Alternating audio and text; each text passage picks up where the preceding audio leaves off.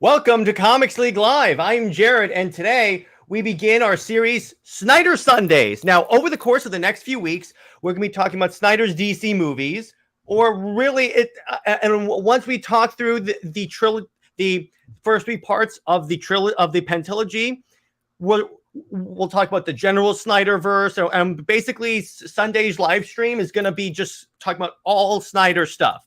So, to accomplish this, I'm sorry. Go ahead, Nick. You think we might get to some of his other films like 300 or Sucker We can Punch? do that. I did a 300 stream like a couple of months ago, but we can do a Watchmen one if you want.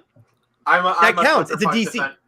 Yeah, but as long as we do Sucker Punch, I'll be happy. Oh yeah, sure. Yeah, we'll do that. And so to accomplish this, by the way, I will be joined, hopefully all the time, by, first off, my co-host in all the live streams I do, Nick from the Phoenix Press. What's up, brother? Fine and dandy, like sour candy. Alrighty, and we got our new co-host, Taladia Plays. What's up, brother? What's up, guys? Hopefully you guys are doing great. It's great to be a part of this another great topic of discussions of movies, which is tonight's is a special one to me personally, as I'm wearing the T-shirt. I have the Superboy one, but it's the same effect. I just suddenly realized that I'm woefully underdressed for this stream. Yeah, You're always underdressed for the stream, for the topic. Yeah. At this point, we've gotten used to it. Yeah. All right, it's all right, dude. So we're talking about Man of Steel, otherwise known as the first movie in Zack Snyder's group of DC movies, and one of the best Superman movies of all time, I would say. One of the best. Can you guys at least agree with me that was one of the best? I say for the modern era. One at a time. What? Okay, Lady, you go first.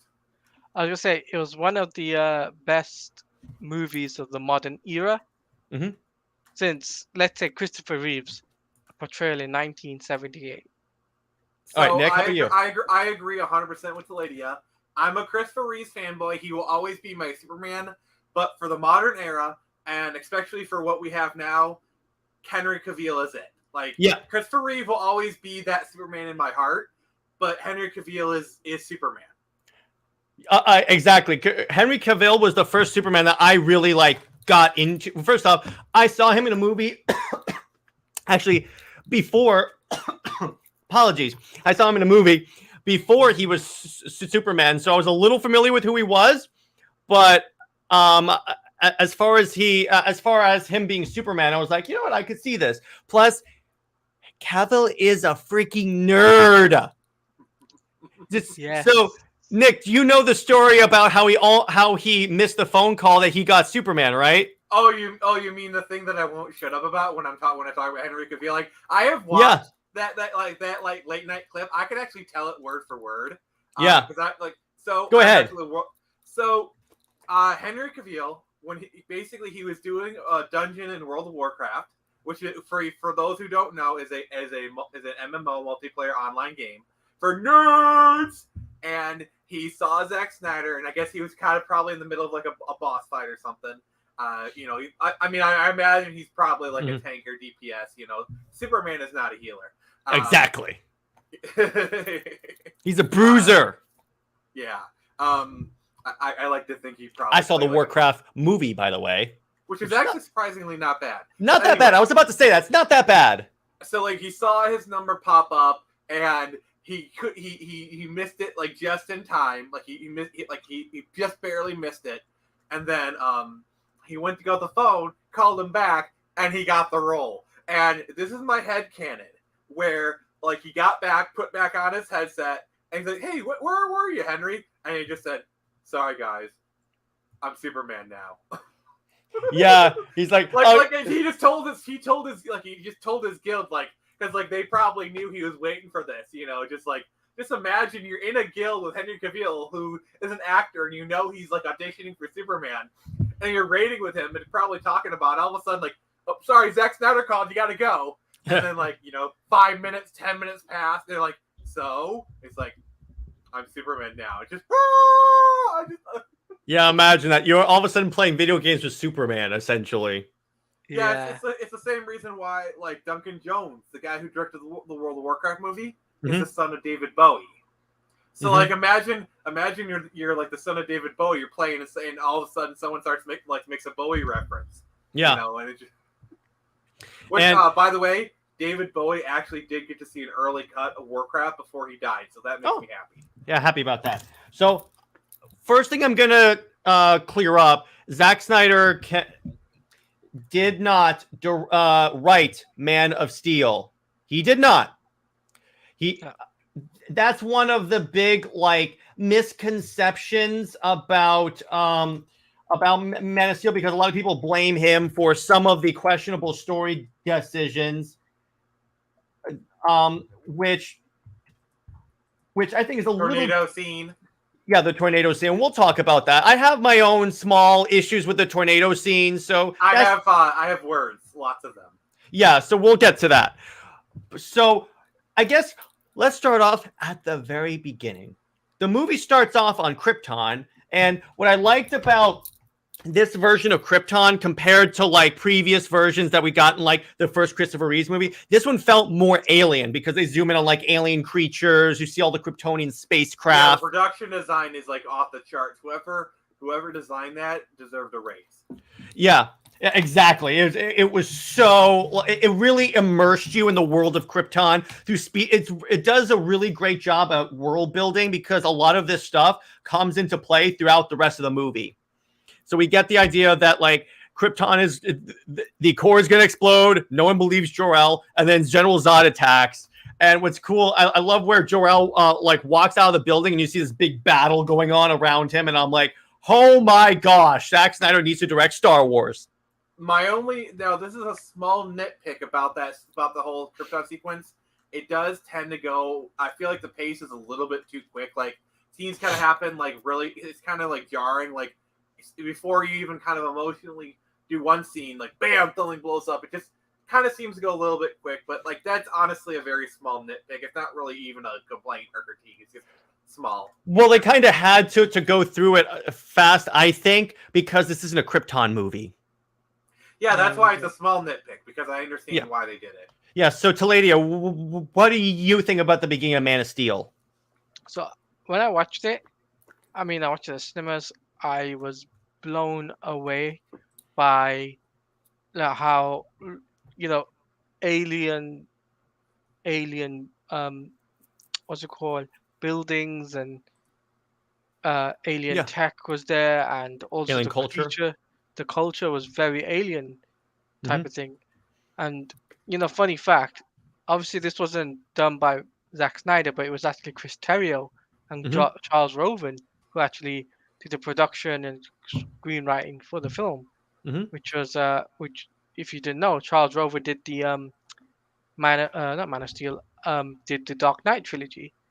So this was a really good sign that they knew what they wanted. They wanted a realistic alien type of Krypton that didn't look like what we got in 1978, but more along the lines of what would, let's say, if we went into space now, as an example, what would Krypton be if we actually went into space by ourselves in a realistic world. What's up, Truth? How you doing? So going off of that, Taladia actually is something that reminded me of when I first saw Man of Steel, because previous to seeing this, I wasn't a big Superman fan because I was like a plebe and I thought that Superman was a boring character, that he's invincible and all that stuff. I didn't understand. I wasn't as enlightened as I am now. And honestly, I felt that the beginning of the Christopher Reeves movie was kind of boring. So the beginning on like the ice thing, I'm like, okay, so the planet's a big ice ball. I got it. Okay. But anyway, Nick, stop it. It's my show. But anyway, so because I was a huge Star Wars fan. So you can imagine my reaction. You can imagine when like you see this big Kryptonian battle happening in the middle of a Superman movie. I'm like, this is Superman? This is amazing. It's because I didn't expect because that's the thing. In that one movie, that movie had more establishment of Kryptonian culture than like, okay, so Tevya, yes, I enjoy that part too. I'm just saying, compared to this one, I would argue the Krypton part was more interesting in this section because you didn't see any alien wildlife. You didn't really get a lot of the Science Council doubting Jor-El. That's kind of my thing. I wish we still got Brainiac in a Superman movie. Man of Steel 2. So anyway, going on. So they send. He puts the code.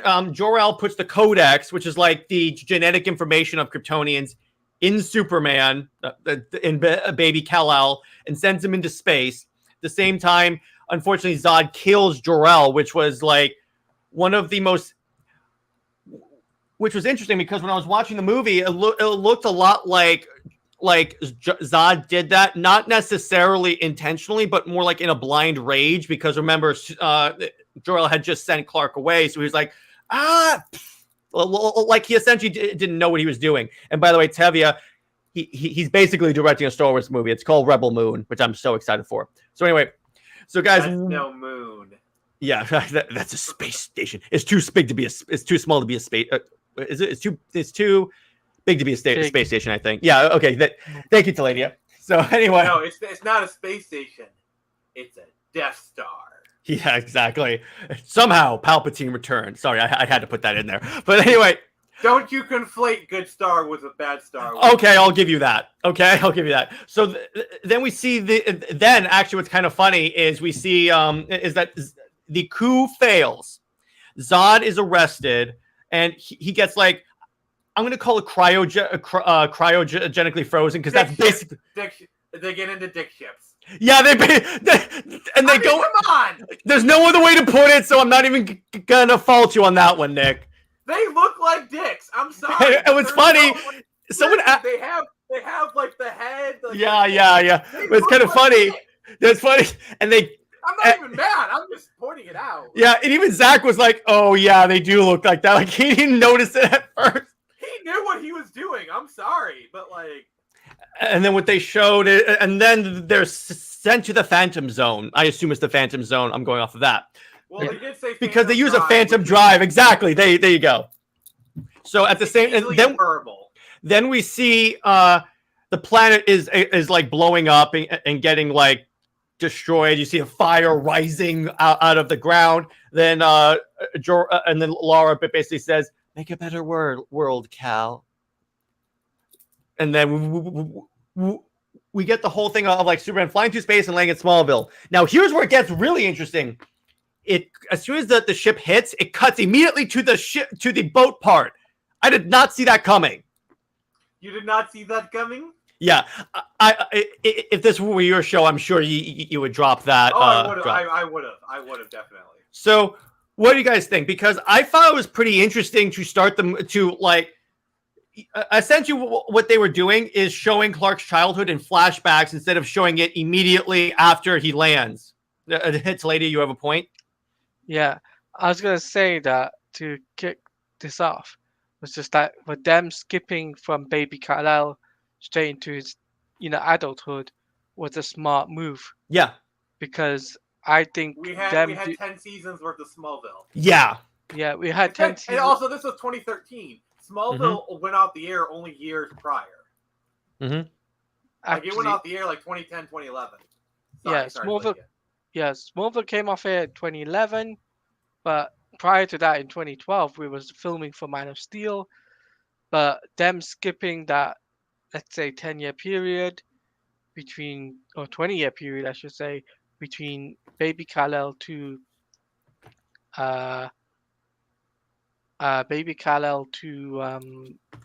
what's it called? Adult Kal-El? Adult Kal-El? Yeah. Yeah. So between that period, I think that was a good move. I think him, going on that boat scene was kind of interesting. That the first scene that we get to see the adult is him on a ship working as a crewmate. And I do like the kind of like the little subtle jabs they have, where it's like, like they show him being like weak and whatnot, where it's like he's like, okay, yeah, we know that Superman, so it's kind of funny in hindsight, kind of thing. Mm-hmm. Yeah, but the coolest thing was the fact that we got flashback scenes as well in the sequence of the opening part of the film when Clark is on Earth, Hmm. which was very interesting to see that. Like Yeah. sorry, go on. No, you were talking. Go ahead. I'll add to it when you're done. I was gonna say that it was just that I'm surprised that they did that in that way, in that manner, in that form. That that Zack Snyder thought maybe we should do a flashback scene in the middle of a scene that is already set in the present, which tells the story of Clark, where how he gains his powers. Let's say heat vision as an example, Hmm. Hmm. or invulnerability. Yeah. Yeah, that At was first, definitely cool. Hmm. at first, I remember like when I first watched the movie, I was kind of like confused and just I like the whole cutting back and forth. I thought was kind of but like kind of rewatching it now with a kind of a bit more critical eye, I feel like they actually do match up thematically well. Intercutting with like the past will inform the present, and then so like kind of each step of the way, like the hearing portion, like the focusing, and or like the need to be a hero and whatnot. I actually really feel like they actually kind of do tie the back and forth together actually really well. And like thematically, it all does actually make sense. Yeah, and then we get a scene. So everyone always says, in Man of Steel, Superman never saves anyone. He saved an oil rig worth of workers. Yeah, and it's like it also really showcases Superman's nature. He just can't help but save people. Like Yeah. he can't help it because like he's trying to hide. Like he's trying to like not be noticed, and yet he does this thing, and he literally showcases his powers for half a dozen people. See him holding up an oil rig. Yeah, except they don't know who it is, but yeah, I see what you're saying. All right, that scene was so dope. Where like he's holding up the oil rig, you see his like abs ripped. I was like, yep, this dude's Superman. Yeah, I'm sure the ladies love that scene too. He's got a dope ass beard. I'm like, yes, this is Clark. I will say that scene actually did inspire me for like a scene I wrote for a comic book that you'll probably see come out kind of like in a while. It's kind of like a Aquaman, Iron Man kind of thing, like the oil, like saving oil rigs. So like I did took inspiration from that scene. What is up, Woke Breaker? How you doing? Hell. Truth is that masculine haters didn't watch the movies. Yes, exactly, Dennis. There you go. There you go. I did a. I'm sorry. Go ahead, Nick. 1 second. Let me. I'm gonna I need to actually kind of prepare something for him. So in the meantime, it's like to later. I did a stream with Enosh from the Poindexter Lounge, and we were talking about BVS, defending it against criticisms. And we said that a lot of this stuff, it's like the way we did it is we read an article critiquing BVS and just went through each of their points. A lot of these points, clearly they didn't watch the movie because they were addressed immediately after those scenes that they took issue with. I'm like, yeah. What? It's basically because... One at a time, guys. Did you... Oh, sorry. Go ahead, Taladia. I was going to say that the reason why is basically because not only did they not see the film, but because they hate dark and gritty movies. I know. And that says everything about critics, especially critics that go to the film these days. They don't like the fact that DC went down this darker path compared to Marvel, where they were going a lighter tone, which says it all. Mm-hmm. And yes, Woke Breaker. Yes, Cavill is a great Superman. This is for Woke Breaker. I can't see it. Hashtag facts. Nice. Yes, exactly. So I'm like whenever someone in the audience says something like this, I'm just gonna like show them. I think I have something that I can put in here. How about this? There you go. That works. Oh, and by the way, I just want to say, so as we talked about it, I think people wanted a lighthearted Superman movie, but here's fair. That's fair, Tevye, but here's the thing. We've had that. Every other Superman movie has been that type of idea. Oh, by the way, and Tyler is great as Superman. He brings back... That's just a different iteration of the character. By the way, you had your hand up? Yeah. I was going to say that the reason why people felt they wanted a lighthearted Superman is straight up because they wanted more Brandon Routh.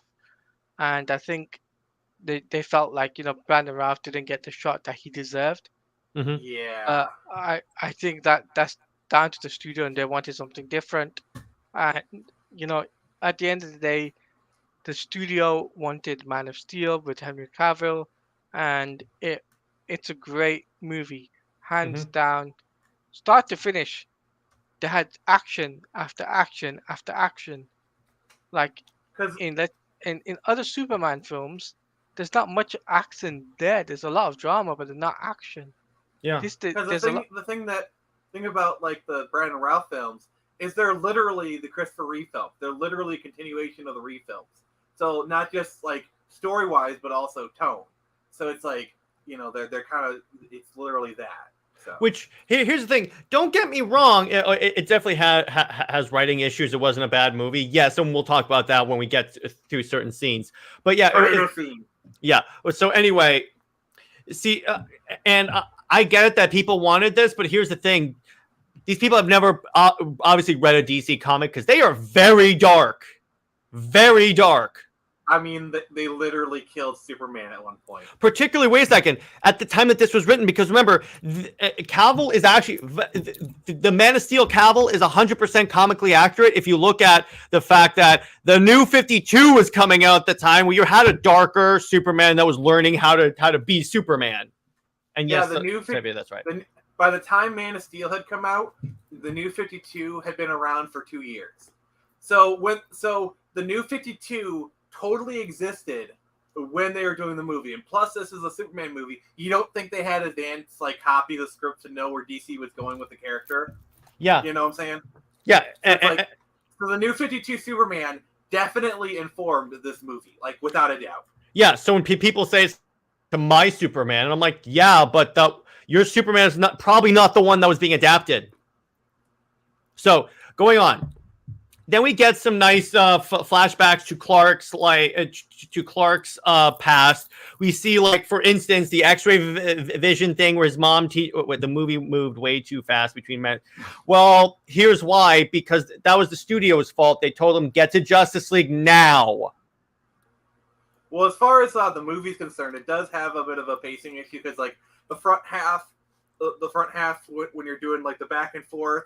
And then all of a sudden, you're kind of doing an hour long kind of final battle. It does feel a little bit disjointed. It goes really fast, kind of slows down, and then kind of just stretches out. It's And fun fact: the bus was not made without any CGI. That's interesting. I didn't know that. And Truth 31 says, I don't consider Man of Steel to be a dark movie. It's an introspective look at a literal God on Earth. That's true. It's not really a dark movie because it has enough light moments to offset that. It's not like in BVS. But here's the thing, because BVS is a Batman movie ultimately. Yeah, BVS is dark. Yeah, BVS is certainly dark. Yeah,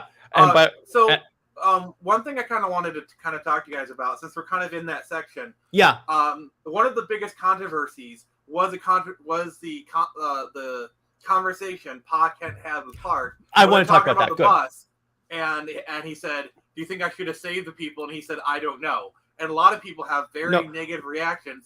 They infer that he's saying he should have let them drown, when in my opinion, it's literally he doesn't know, because in his heart, he doesn't want to say it, but it's a very human reaction, because human beings aren't meant to comprehend this high level of concept, really. Thank you. I'm glad you understand that. Well, really, Clark says it was supposed to, and then John says maybe. But here's the thing, though. If you watch the what light moments, every single interaction of Clark when he was a kid. If you did not cry when he said, "You are my son," you have no soul. Yeah. It's because there's your light moment right there. There's your light moment when he says, "You are my son." They hug. I'm sorry, if you do not get misty-eyed, you have no soul. Yeah, exactly. Now, in that scene, after he says maybe, the scene continues. It doesn't just stop there. It continues, and that's where John shows Clark the shit that he was brought in, and then he says, essentially, he continues that conversation. He says, "You were sent here for a reason, and even if it takes you the rest of your life, you owe it to yourself to find out what that reason is." In other words, he's essentially saying, the way I took that was, you have to make your own decisions about this. And by the way, in the comics, that's actually I took as like a very big let's see, what is it? A very big like adaptation of this of the Christopher Reeve Superman. John Kent says, okay, pick your moment to reveal yourself very carefully because you cannot take that back because it's going to change everything. You cannot take that back. My interpretation of this version of Pa Kent is if Superman decided just to be a normal human being, he would have been happy. If he would have decided to be the world's savior, he would have been happy. The only thing that mattered to him was his son making what the son felt was the right choice. That's all Pa Kent wanted. He wanted to educate him, give him good morals, which he succeeded. Wait, what? Look at this one. MSK is spitting venom. I'm just leaving that. But anyway, so go on, Nick. I'm sorry. Darkseid has something to say to him, I think. Oh yeah, he actually really does. You see, MSK, you pissed off our Lord.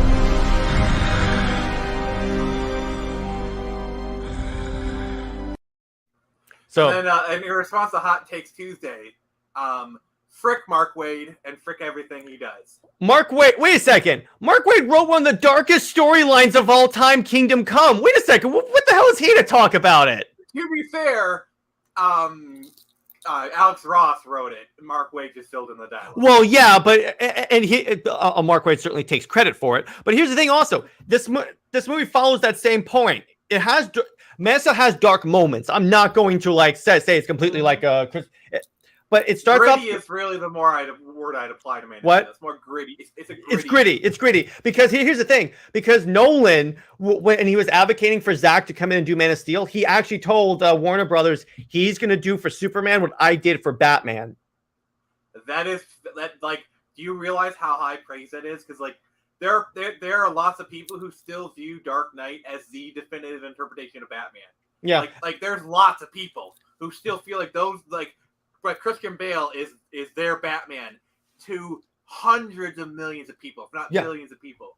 To those people, that's their Batman. So for Christopher Nolan to say that is very high praise. You got to realize by the time they were doing Man of Steel, he was just finishing up his Batman, his Dark Knight trilogy. Yeah. So he probably had a lot of clout at Warner Brothers at that time. Go ahead, Taladia. I was gonna say that the thing is with Man of Steel compared to like when Pa Kent in Man of Steel is similar to what he said in 1978, which is you have to find out what that reason is. But they didn't extend on that in 1978, but in this they did. Oh. And by the way, Woke Breaker, I'm sorry to interrupt you, Taladia, but since you mentioned She Who Must Not Be Named, why did you say that name? Had to. The not so marvelous captain. And Medina is dropping facts right here. It's really crazy that like all of this week has been like them trying to justify Mark Waid's run. I got like my conspiracy theory is like they're gonna invoke that run for like the upcoming Daredevil show, so they're trying to get people used to that idea, which is why I feel like the boss are pushing that. Oh, and by the way, here's the thing though. Mark Waid can only testify to Superman at the time that he was writing. You worked for a company that's predicated on there are different versions of these characters. Yeah, so Mark Waid wrote one of the books that was based on Earth 1, Superman Birthright. Wait a second. Earth 1 was written by J. Michael Straczynski. Yeah. It wasn't Mark Waid. Mark Waid didn't write. Also, I want to say this. J. Michael Straczynski is not responsible for One More Day. He was forced to do it by Joe Quesada. Joe Quesada, J. Michael Straczynski did nothing wrong. And by hot takes, we're keeping it to a three-person panel this week. Next week, I'm going to see if I can add more people. But just for right now, because when I have too many people on, it gets hard for people to get their thought. And Woke Breaker says, yeah, it's JMS. He didn't write Earth 1. He wrote Yeah, exactly. He didn't write Earth 1. JMS did. You said he did. So, no, but and that's the thing.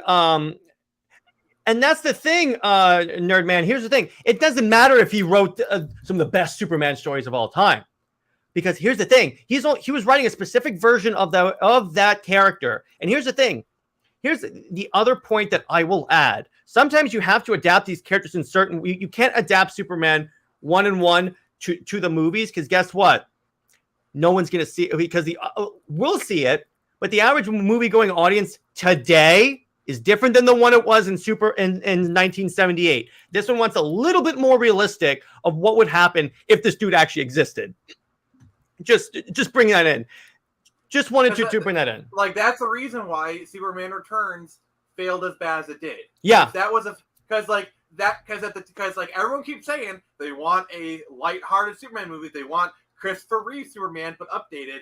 They literally did that. They did a Christopher Reeve, but updated. And they did everything they thought people wanted, and it still didn't do that well. And by the way, Nerd Man, no, it's not that I don't want negative opinions. It's just I even said earlier in the chat that I was keeping this to 3 people, so that's just me. And hold on, one more comment. The scene, he didn't say that. He actually did not say that. People misinterpreted it as him saying, "Don't save anyone." No, he said, "Choose your." He's leaving the choice to Clark. He says, "Choose your moment carefully." Because once the worst he said was maybe. Yeah, which guess what? Maybe does not mean yes. It does not mean yes. It's also not no. It's also not no. I think that's where people are kind of drawing confusion because like the fact that he said maybe, which is both a yes and a no, it's either but and neither. It's kind of Schroeder's answer. So yes. People kind of their minds instantly went to because people like to interpret the worst possible thing. Like him saying maybe. They instantly interpret that as him saying, "Yeah, kill all those people, rip their arms off." Like, I'm being hyperbolic, but yeah. But all he was saying was, "It's your choice." That's basically what he's saying. It's going to be your choice. You can't ask my opinion on this because I'm not you. I don't have the same situations. Mark Waid's take was a realistic Superman of what Superman would be. Mark Waid did a scientific, real look at Superman mythos. Birth rate was just better than Man of Steel, just like Earth 1. That's your opinion, but I strongly disagree on that because here's the thing. Yes, he did a realistic portrayal for the comics, but the movies are different because you're applying, you're marketing yourself, like we said before, to an entirely different audience. Yes, I will. In addition to comic book fans. Yes, Taladia? So here's what I think. The comics, for example, Superman's Secret Origin is a reference to 1978's Superman movie, right? Mm-hmm. New 52 is a reference to Man of Steel. They used that template for Man of Steel from the New 52 era, right? Okay. Yeah. And which makes sense. And remember, in the New 52, Jonathan and Martha Kent were dead. He didn't have his parents to tell him. And by the way, I'm going to actually bring up this one comment that I saw real quick. Okay, let's talk about the tornado scene, which... Okay, I have words. I want to open up it real quick. My problem with the scene, I understand and I agree with why it happened. I think the scene could have been written a lot better. A lot better. But I agree story-wise why it made sense. So from a narrative perspective, I get why they wanted to do that scene. And by truth is right.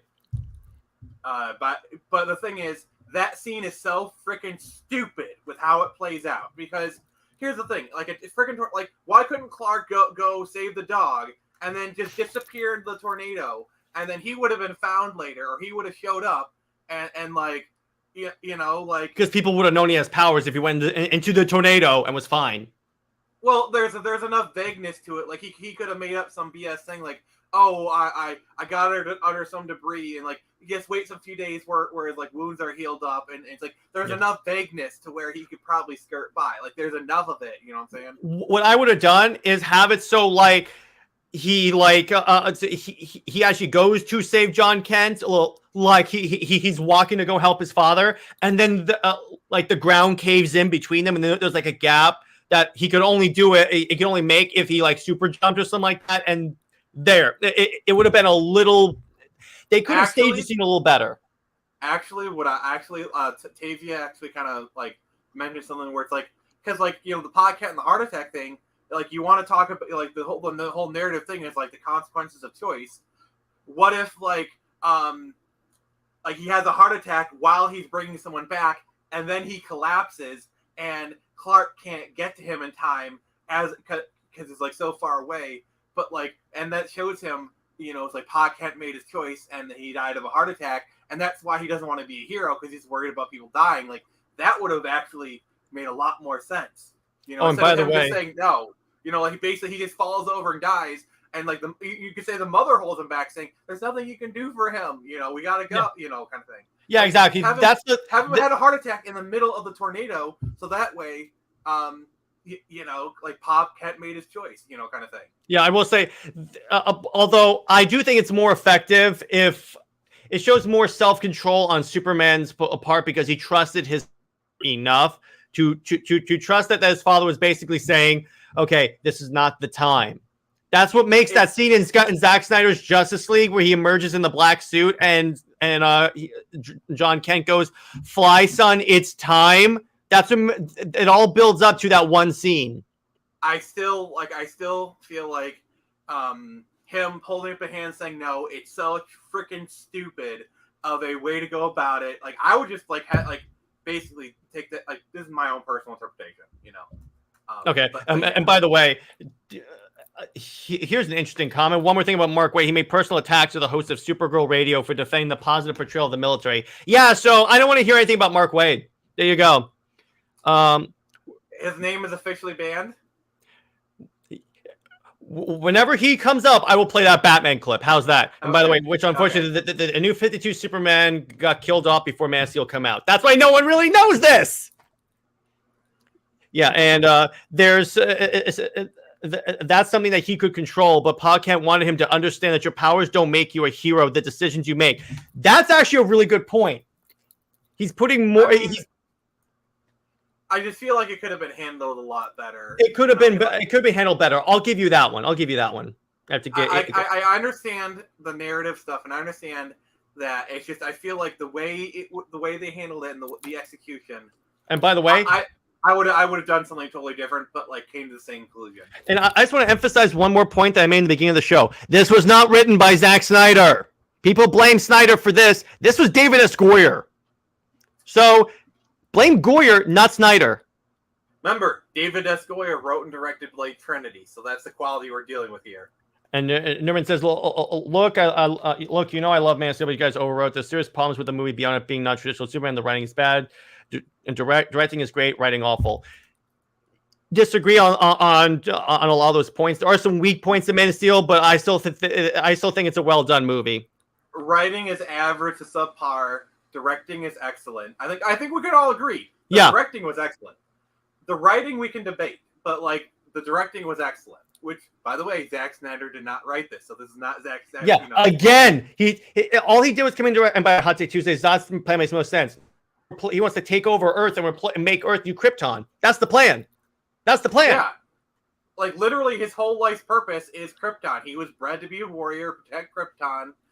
And that's actually what I feel is one of the stronger aspects of Man of Steel is the whole characterization of Zod. This is what I do. This is what I am. I was made to be a warrior. Your father was a scientist. We are who we are. It's his nature. He can't stop being who he is. And honestly, just from a villain should be everything the hero isn't. It's a foil. Zod wants to destroy lives. Superman wants to save them. It's a perfect yin yang. Sorry. Yeah, and right here, just want to make sure you guys know, David S. Goyer's script. He didn't write the only of these three movies that we're going to discuss that had Snyder's writing was Zack Snyder's Justice League, I believe, or at least he had a writing credit on it. He didn't even have a writing credit for BVS. Wow, I didn't know that. If you look at the digital release of all three of these movies, and you look at who wrote them, it ain't Zack Snyder. I've gone over it a million times. Constantly, he loses powers if he makes Krypton Earth. No, he doesn't. He's not changing the sun. It's because Krypton gets his powers from the yellow sun. Yeah, go ahead, Slater. You can answer this. He was changing the Earth's atmosphere, making it into new Krypton. That's what he said in the movies. It was terraforming, changing the landscape and the atmosphere, making it viable for Kryptonians. That wouldn't change the sun. the yellow sun is what gives Kryptonians their powers. Yeah. They're basically solar batteries. So basically, their cells are solar batteries. Yeah, and then you could say, well, how come Superman didn't have his powers in the ship? Well, what you could do is that it has atmosphere. That's why. Okay. It's from Krypton. It literally has kryptonite in the ship. It's like the metal is Kryptonian metal. Like there's a million ways you can spin it because like kryptonite depowers him. The ship is literally made of Kryptonian metal. So you don't think there's like little flecks of kryptonite in there? So it makes perfect sense why he didn't have his powers in the ship. Yeah, that's wrong because if it was the atmosphere, then they explain in the movie that it's the yellow sun that gives him the powers, not the atmosphere. Well, and if the atmosphere gives them their powers, why do they still have the powers when they still had the suits that gave them Kryptonian atmosphere? You know what I'm saying? Why did they couldn't use all the powers like heat vision, but why were they like super strong, super speed if it was with the suits that give them the atmosphere? Well, the thing that I say with that is Clark's been on Earth for 30 something years. Mm-hmm. He's been absorbing radiation for 30 years. Zod and Co, they kind of just got there. Like they've only been like drinking in radiation for at most a week, maybe. You know, so it's like, so it makes sense why they're still discovering the new powers. Like for first off, they don't even know they have access to it. You know? And this is an excellent point, by the way, for people that say, well, Zod should terraform Mars. Does he look like someone that's going to pass up the opportunity to conquer? Plus, here's the thing. It was also, Zod was also playing the game of, I am going to humiliate Superman because he takes it as an opportunity to get back at Jor-El for destroying Krypton. Exactly. There's a personal reason aspect to it. I will find him! Mm-hmm. You know? Your son's not safe from me!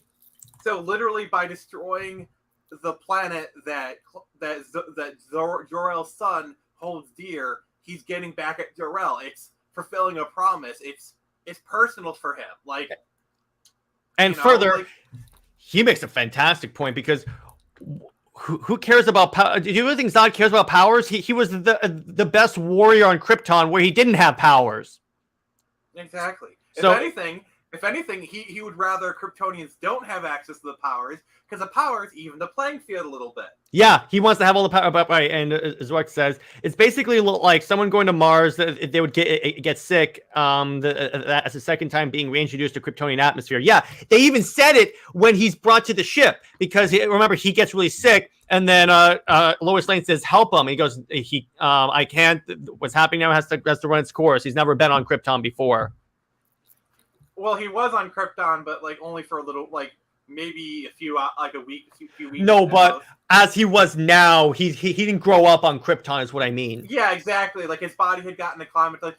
Can I just say one of the great things about the writing was like earlier on, you hear the mother talking about, oh, I remember when you were a kid and you're having problems breathing. Yeah, I love like that is some grade A foreshadowing. Like that is good writing. Yes, 100%. They build that up. But Toledo, I want to hear more from you because you've been quiet this whole episode. I'm sorry. No, it's okay. So Toledo, what do you think? I think the whole beginning, like Clark discovering his powers to, how to manifest them, basically to manage to control them, was down to Mark Kent, telling Clark, focus on my voice, pretend nothing's around you, pretend it's an island out in the ocean, just focus on my voice. Yeah. And that's what he was able to control, his heat vision. Yeah. And when Zod came obviously to Earth, what he did to manifest his powers was solely strictly focused on Kal-El. Was rage. He used his basically his rage and like I want to kill him. So, like he used his hatred for Kal-El as a rage, as a focus for his he had his laser sights on Kal-El, and that's what allowed him to focus his powers.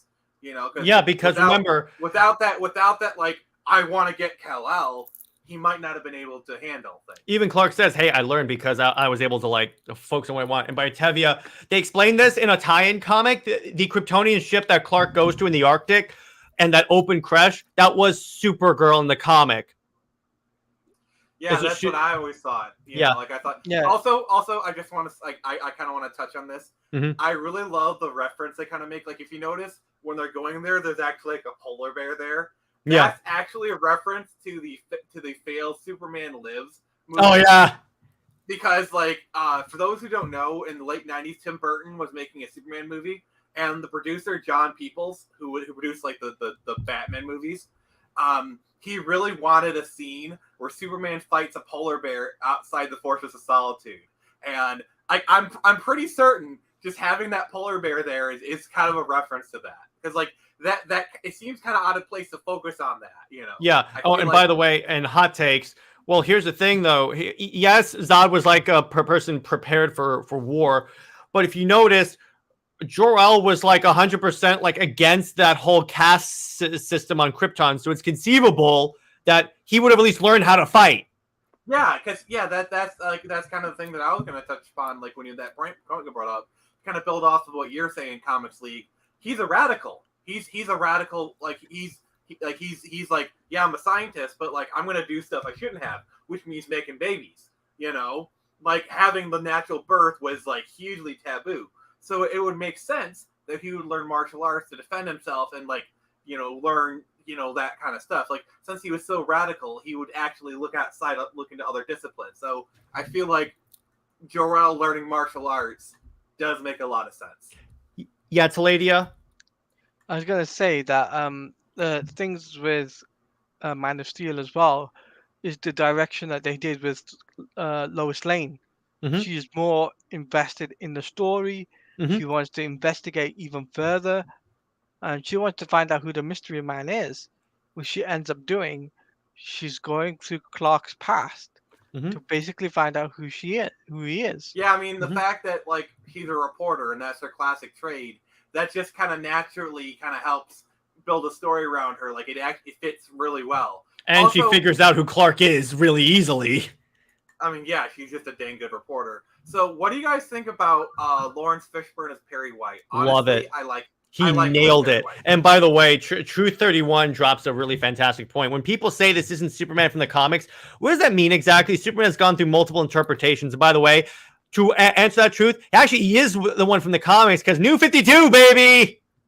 Like what is the true original version of Superman? Like, if you want to say the 1938 version, you do realize the 1938 original version couldn't fly. Yeah. You realize, like, for example, do you know how Kryptonite happened? Kryptonite was a result of the Superman radio show. Yeah. The person who did the voice actor did it all year round, every week, and he got 2 weeks off a year. And the way they explained it was that they brought another voice actor, and they said, and there was, oh, because I have kryptonite, my voice changed. That is literally the only reason kryptonite exists. Like, you notice how Superman says, like, can leap tall buildings in a single bound? That's because the original Superman couldn't fly. Also, the original Superman is kind of an a-hole. Yeah. Oh, and by the way, also flying came about because of the Fleischer cartoons. Yeah, and by the way, Hot Takes Tuesday, I'm going to answer that right now. The reason why the Kryptonians didn't use their ships to escape the planets because they didn't believe Jor-El until it was too late, and then they were probably frozen in fear. That's believable. It was arrogance. Yeah. Like literally, if going back to it, you watch the movie. Jor-El says to go to the old colonies. Jor-El literally proposes that exact solution to the council, and they say no. You go back, the people who hate BVS or who hate Man of Steel haven't seen the movie. This is a perfect example. I'm sorry if I'm being a bit insulting. One more thing, and then I'll go to you till later. I just want to answer this point. By the way, that whole criticism, guess what? That could apply to the Superman comics. So really what you're saying is that the Superman comics aren't realistic because that's exactly what happened in the comics. The hero wants he doesn't want to let everyone on the planet die. He recognizes that there's no use, so he decides I'm going to preserve what little bit of Krypton that I can. And by yes, it's pride and arrogance. By Toledo, what were you going to say? I was going to bring up that Superman does have 85 plus years. Yeah. In the lore. So the way I see it is that the way Man of Steel is portrayed in the movie, Superman, Henry Cavill's Superman is portrayed is heavily influenced by, nurturing the beginning of the New 52, and also maybe I would even say beginning of pre-52 as well. Yeah. Yes, exactly. Because if That's people what always I bring up, think. I was on a stream on Nerdette's newsstand, and then we got into a Snyder debate with one of the panelists, and then this dude brings up about how his Superman is the John Byrne Man of Steel Superman, and I'm like, you do realize that Man of Steel is also pretty much like Superman, the Man of Steel? Superman was very dark post-crisis. Yeah. All these characters were very dark post-crisis, so I'm just going to leave that. I need Yeah, to go ahead. interject. The Henry Cavill Man of Steel is really not that dark. It's not. Like he's not really not that dark. Like, he's more realistic. Like, he acts more like a human. But at the end of the day, he's actually very Christopher Reeve like. Like, honestly, He is kind of. I see it like kind of like you just see. Like, for example, the best way to sum up Henry Cavill's character. I'm from Kansas. It's about as American as it gets. Like, Hell yeah. That to me is a perfect encapsulation of Henry Cavill's character. And it's something that I could see Reeves saying. And by one more point I also want to make is that they said, well, the suit's not bright. It's all muted colors. And I'm like, first off, that's a very Superman has had muted color costumes. And second off, you do realize that they canonically explain what the Superman costume is? It's an undersuit for the armor. Why is the undersuit going to be like super bright? He's literally running around in underwear. Kind of, yeah, exactly. It's an undersuit. He's literally running around in his underoos. It's like, sorry, I had to make that reference. I'm totally fine with that. He's essentially wearing long underwear. That's what it is. And by the way, so something? Yeah, go ahead, dude. I was gonna say that as well is that the people who made the suits were literally Michael Wilkinson, who made all Zack Snyder's film suits. Oh, and Hot Takes Tuesday, that's what happens in both the comics and every movie. That's why he sends Clark to Earth. He always. Sorry. It happened go in ahead, the Christopher brother. Reeve movies. It literally happened in the Christopher Reeve movies. Yeah. So it's like you say that's not your interpretation of Krypton. It literally happened in literally one of the most quintessential Superman movies ever, Superman 1978. So suck it. Yeah, and that's the way it works. And also, it did happen in Smallville. Same thing there. Smallville, even in Lois and Clark, The Adventures of Superman, same situation there. Mm-hmm. So it's in every interpretation that Superman has been in. Jor-El has sent off his son to Earth. Mm-hmm. Every interpretation, even in the comics, he had to go. Even in the cartoons, in Superman the animated series, Jor-El had a confrontation with the Council of Krypton. Had an argument, and he said, I know in some interpretations, it's shown that Jor-El had come to Earth. Like Smallville kind of did that a little bit. Maybe in the comics they did that, where it's like he actually specifically picked the Kents to be the ones to take care of him. Like, I know there's some interpretations actually specifically say that. Yeah. And by people watching Man of Steel are under the impression that Superman is final. If he Man of Steel had 2 more movies, it would have gotten. Yes, exactly. People are treating it like people are essentially treating it like he has to be the Superman now. Where let me put it this way. If they didn't come to Zack and tell him he has to make Justice League, he was going to make 2 more Superman movies. And by going on, second, Kryptonians were way past their golden age in this version of the story. They have grown complacent, small-minded. It makes sense that they freeze when they realize that their end is nigh. Yeah, they literally abandoned the old science outpost. Jor-El told them, get to the ships, and they said no. And yes, and then to quote something COVID, something really bad take. And by the way, Nick, Tevi agrees with you. Yeah, exactly what I've been saying. No, but all I'm saying, Hot Takes, is that the comics are reflected in the movie the way that Superman fans want. That's all we're saying. And go on, Sladia. I was going to say as well, any interpretation you see, read the comics, watch the movies, because I don't think you have watched the movies, if I'm honest with you, Hot Takes. He has. I've talked to him. He has. He has? Okay, cool. But the way I see it is just that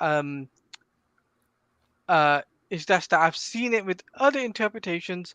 Superman, the animated series, um, even in the early 80s as well, Superman is basically flown to Earth, in the same manner where Krypton explodes. Literally the same deal. So I don't know where that idea is coming from. But in terms of Man of Steel, though, where where where where this story begins is straightly how Clark comes to Earth. He's manifesting his powers, learning his powers along the way, and slowly, there is consequences for every action he does. He's learning that as well within the movie. Yeah.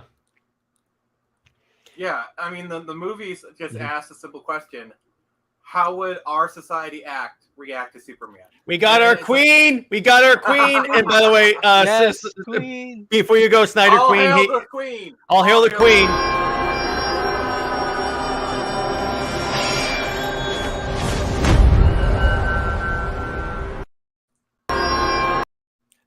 That's what I play every time Snyder Queen is in the chat. I mean, you gotta.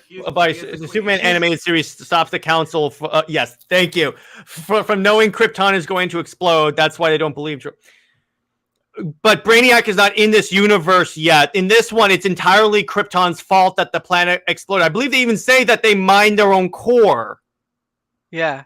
So they're just changing the reason why Krypton exploded. And yes, we love you, Snyder Queen. We're glad you're here. Glad you could stop by even to say hi. You're always welcome. And by the way, at one point, I will get you on a panel.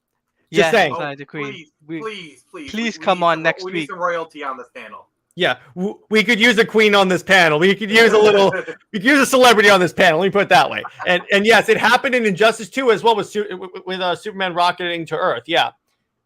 And yeah, but here's, and by the way, hot takes. There have been versions of the thing in the comics where it's Krypton's own fault that the planet blew up. These people, when people argue that that's not what happened in the comics, which version? Which version? Exactly. Because at this point, there's got to be at least like 15, 20 different versions of Superman's origin. You know? There's versions that support all of us. There's no, you can find a version that supports your thing. And at the end of the day, this movie is just another version, and they chose to do what they thought was right. Whatever happened in the comics, it can inform, it can inspire, but it does neither qualify nor does it say it can't happen. This is its own version that does its own thing. There's plenty of stuff that happens in this movie that doesn't happen in the comics. This is its own movie that does its own thing.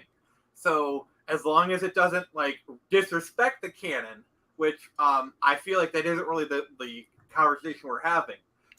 And hot takes. That's your own personal opinion, dude. That's fine. You're allowed to have your opinion. That's totally fine. Totally fine, dude. I'm just saying that I disagree. And we're giving the reasons why we disagree. But 100%, have your own opinion. That's totally fine.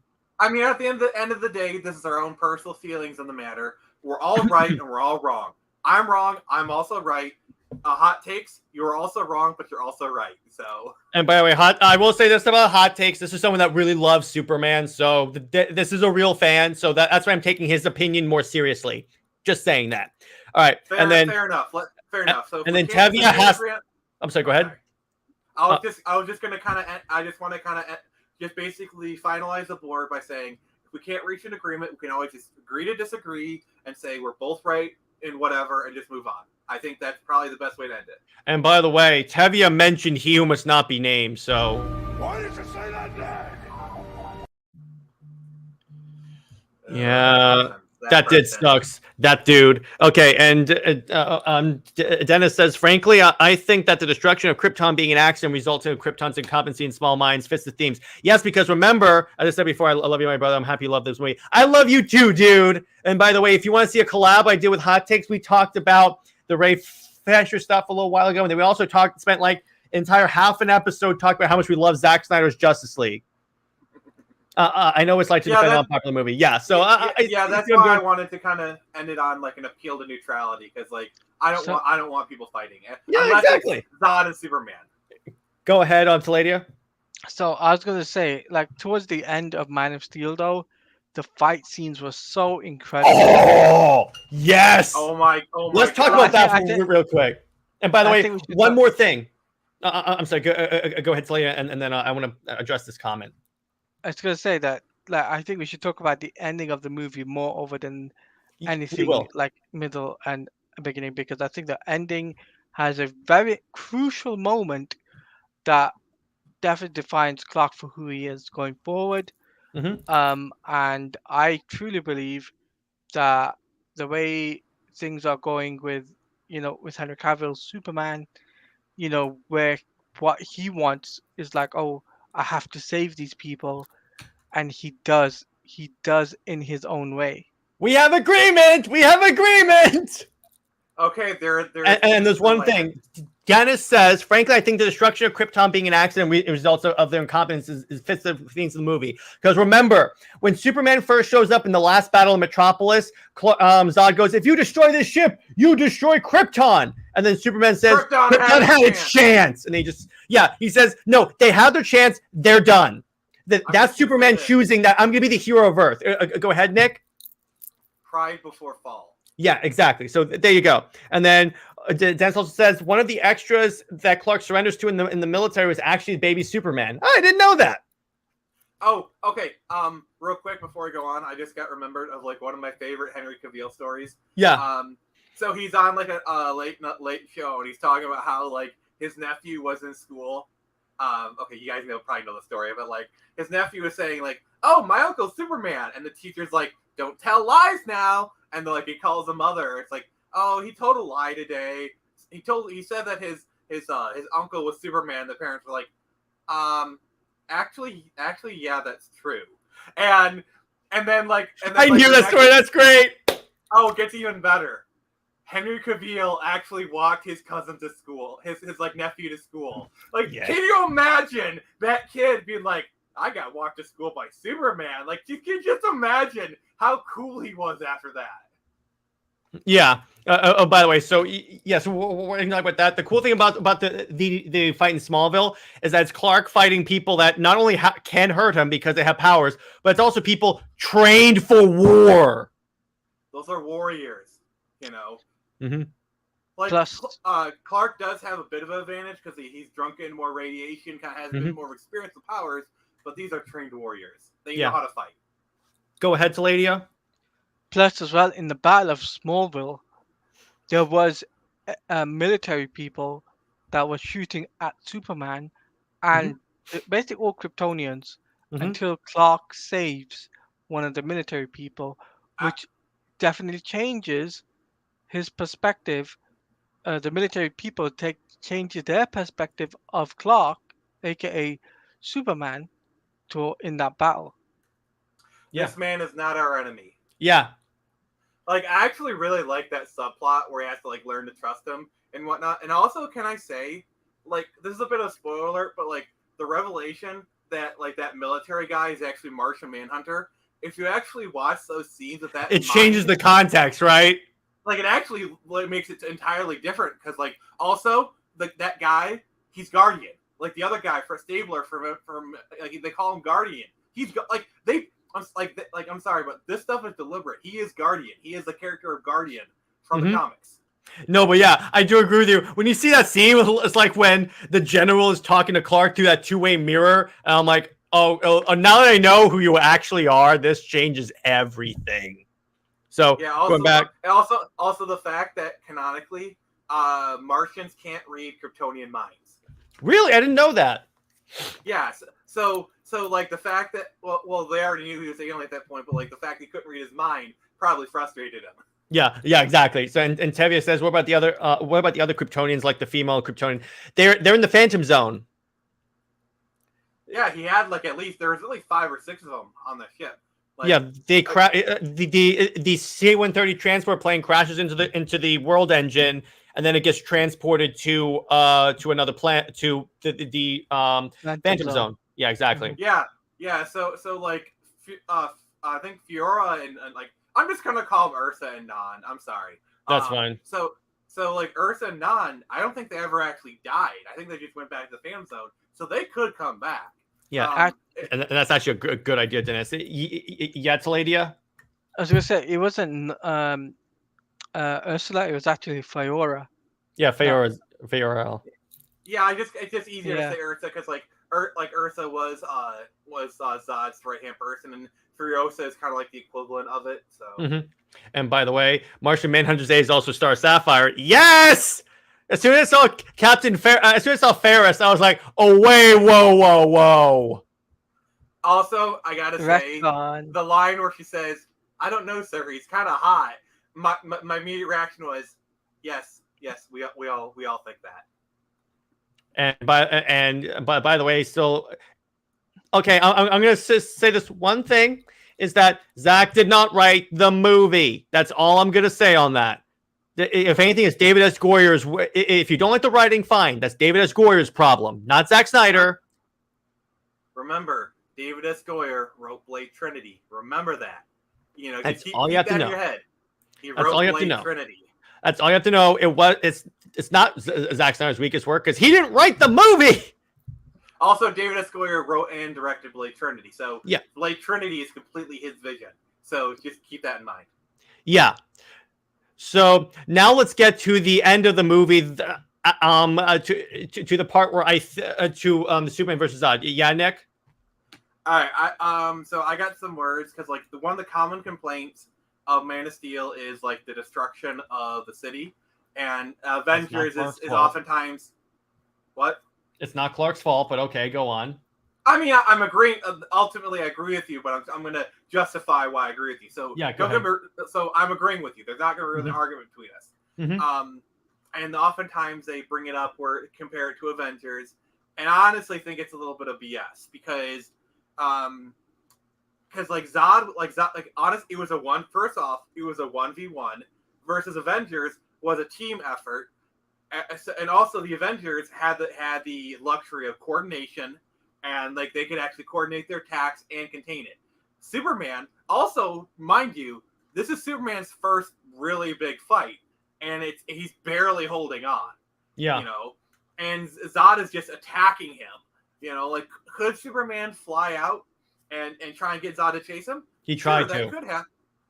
Yeah, but like but Zod was trying to attack him and whatnot. He had no choice but to do it bring it into the city. And also, like if you kind of watch it, Superman's not doing excessive damage. He's just doing what he has to. Like a lot of the destruction is literally Zod throwing him through buildings. Superman's not picking up cars, throwing it at him. Superman doesn't really knock him into buildings that often. You know, it's really Zod who's trying to do it. Which also I want to say one of my favorite like moments is when Zod is like charging up the building like a lion and whatnot, like an animal. I love kind of the difference between like Superman. He's a little more graceful with his powers because he's used them a little bit longer, whereas Zod is more brutal and animalistic. Like he's really like a charging lion. And yes, Dennis is right there. Since the human's ability to what is Colonel Hardy? He's the colonel he's the colonel that goes. This man is not our enemy. Oh, he's Stabler from MCU. He's Guardian. Okay. Mm-hmm. And then, so we're talking about that right now, and I agree with you, dude. But I think people get. Well, do you really know how much freedom they gave Zack Snyder? Just saying that right there. And Tavia's 100% right. He can't be everywhere at once. Yeah. So I feel. So it's like I feel like the whole destruction bit is a bit of a highly unfair criticism, though I do like how they handle it in BVS. Like I feel like going that route, showing it from a human perspective, that part makes sense. I feel like showing its destruction, I feel like Batman's anger and whatnot, because he just sees it from a human perspective, and like his workers died. So like I feel like that word makes sense. Yeah, there you go. And yes, where did you train? On a farm? And then he was trying to minimize the damage, and then Zod spotted his weakness. Because remember, he knocked him into space, but Zod threw a satellite at him, and they fought all the way back down to Metropolis. Also, you got to realize Zod knows that he loves the people. So if he keeps them in the city, Superman's concentration is going to be split between minimizing casualties, saving people, which makes it easier to fight for Zod, because Zod doesn't kill you. Zod's already killing people, so what does it matter? Collateral damage. But here's he knows Superman wants to save people, so that actually makes him. It's kind of a weakness, so he's exploiting the weakness by keeping it in the city. See, it does make sense if you just use your brain. Exactly. And by the way, Medina makes an excellent point. Also, the Avengers were fighting a conventional army while being assisted by the NYPD, while Clark was fighting a god-like Spartan warrior that only he could fight. Yeah, exactly. And by the way, Zod even says at the beginning of the fight, these humans that you have adopted, I will take them all from you one by one. I will make them suffer. Also, at that point, Zod had just lost Krypton. He lost his ability to get Krypton. He was seeing red. He was out for blood. All he could think about was not just killing Clark, but killing every part of him. He wanted to. It was personal at that point. He was in such a blind rage because, he'd lost everything. The only thing he had at that point was to kill Clark. Exactly. So, Taladia, by the way, why does Zod know he loves these people? What makes you think that? The fact that that Zod's seen him multiple times protect people and take hits for the people. There are plenty of there's plenty of there's plenty of not obvious ways that they show it. Also, when he surrendered, he was with the military. He just saved the planet. He took out the world engine. That's pretty self-explanatory. Can I just say one critique? I feel like this movie had some cuts because when they first brought him onto the ship, Furiosa was actually really friendly. I first thought that initially they were gonna try and be nice with him and try and convince him. They did. To do it. And it was I kind of feel like they kind of jumped the gun on that a little bit too much. I felt at first they were going to try the nice approach, but they were did. a little bit too brute. They did. I'm trying to. Can I please finish my thought? Yeah, I'm sorry. Go ahead. I feel like they didn't really do it well enough. I feel like if they're trying to put on a nice face and convince Clark, if they're trying to do the carrot first, they kind of all right, we're going to use a carrot, and then they just fuck it, we'll use the stick. They kind of change their mind halfway through. It's they didn't really follow through with that part. They didn't give Clark a chance to be convinced, is what I'm saying. They did. Zod showed him a vision of what he was going to do. But anyway, he also brought this one point. Scene, I do not like that skull scene. I find it to be unnecessarily cringy. Okay. Lord. But that's kind of a minor nit. And by the way, here's another way that Zod found out about how much Clark. You do not mess with my mother. Yeah, exactly. I think Zod also wanted to die because it was the only way he wouldn't stop. Yeah, exactly. Also, another great scene is when Clark took the terraforming engine to the face to protect humanity. That scene. What's fantastic about that scene? Oh wait, how does Zod know Clark wants to save everyone? Nothing in this movie tells you that. He's a superhero that's protecting the Earth. He just saved everyone on the planet. And by the way, it's pretty clear by how he acts. Yeah, by he acts. They don't have to tell you that. Why did Zod see him protect people apart from his mother? Zod, in the battle... Lois, they literally singled out Lois to come onto the ship with him. They knew Lois was important to him. Okay. Well, yeah, but remember, again, Lois... let me see. Zod was watching... remember also... Clark chose Earth over Krypton when he said Krypton had its chance. That's what he's saying. Also, when he surrendered to Zod, the whole military was there, and it's very clear the military were at least friendly with Superman. So it's very clear he was allied with the military at least to a certain degree. And Taladia, you had something to say? Yeah. Also, in the Smallville battle, Superman told all the Smallville people to hide away. Yeah. Literally. Yeah. Literally there. And Zod was in that fight, by the way, mind you, the beginning. Yeah. In the Battle of Smallville. So Yeah. even that says it Exactly. all. Even towards the end of the film, that says it all. If he didn't care about he wouldn't care about collateral damage. It doesn't make assumptions. It just shows you in a way. It doesn't spoon feed and explain it to you. It doesn't make assumptions. And by the way, it's a lot of small moments, and you have to kind of infer them. Yeah, you have to actually watch the movie. That's what it really is. And by the way, I want to bring up I this feel like scene. we're being unnecessarily harsh to like hot takes. No, we're not. Yeah. I'm just bringing up that one point because Yeah, but like I feel bad about keep saying to him like you need to watch the movie because like while it's not wrong, but like I feel it's kind of on like a bit of a harsh. Unnecessary. You know, okay, I'm sorry, brother. I didn't mean that to be harsh, but like I'm trying to be fair because like hot take seems like a decent person, and I don't want to be unnecessarily mean. And I appreciate that. And yeah, I'm hot takes and no hate coming from here, brother. But anyway, going to here, he brings up this fantastic scene where Clark is like taking that terraforming engine for humanity, and then they cut it with those people in from the Daily Planet being buried in a building. They're trying to save this woman that's like stuck. Oh, and then Perry grabs her hand. And then she screams. I like to think that Superman heard that scream because of his super hearing, and that gave him the strength to get up and go right through that machine because he knew this is it. If I don't stop this thing, my home is going to die. Also, I do have something I want to say regarding the whole Jenny thing. I couldn't care less about like that character because like she was introduced early, like five minutes before that scene happened. There was no build of the character. I had no reason to care about her. Like, literally, if you really wanted me to care about her, why didn't you have her in any of the Daily Planet scenes? You know, have her have some moments Perry White, like, have her be Perry White's assistant, and have her have some moments where, like you actually, like, oh, I like this character. Oh, she's funny. She's endearing. True. I like this character. You know, she just randomly appears, you know, in that scene. And just, like, they're like, Perry White's all, like, if Perry White was in there, yeah, I'd be worried. You know, or even the other guy with them. Like I've seen more scenes with him. Like honestly, you know what it should have been? It should have been Jimmy Olsen in there. It should have been a version of Jimmy Olsen.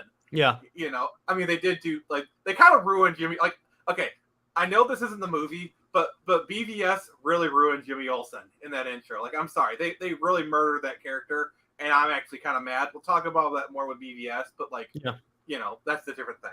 Oh yeah, but anyway, I'm sorry. Go ahead, Taladia.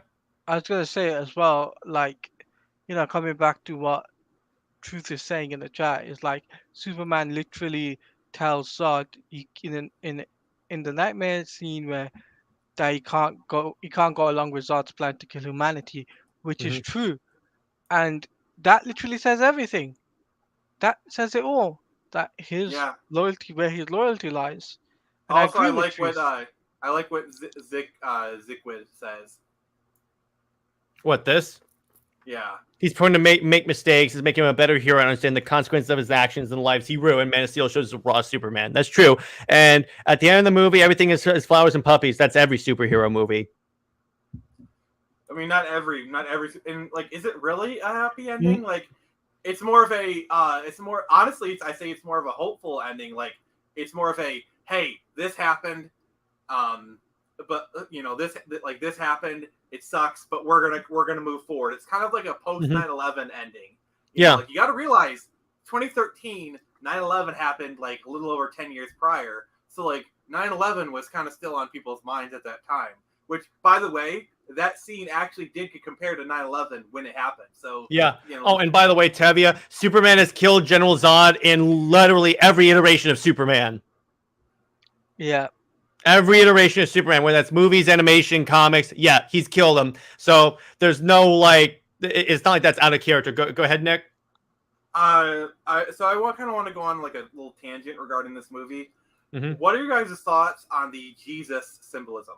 I liked it. And also, speaking of the Jesus symbolism, when the general says this man is not our enemy, you can kind of take that if you're going on with the Jesus allegory of like that one centurion that says truly this man was the son of God.